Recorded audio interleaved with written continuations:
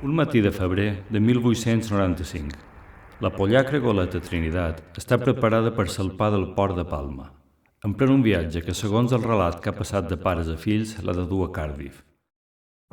M'agrada imaginar el capità Guillem Llull i Socias espiant el cel abans de passejar la mirada posada sobre el seu vell veler de camp.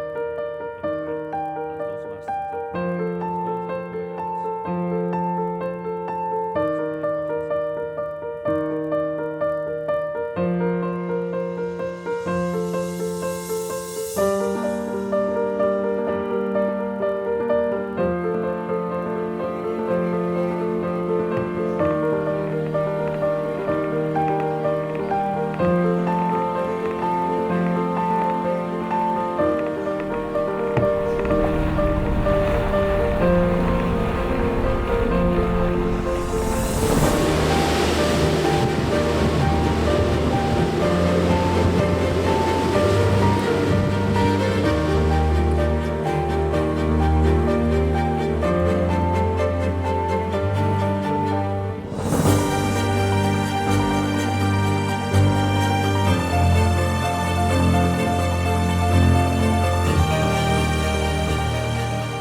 I també és la crònica de com les històries es transmeten de generació en generació i com el record d'un padrí capità pot anar adquirint els perfils del protagonista d'una petita llegenda familiar.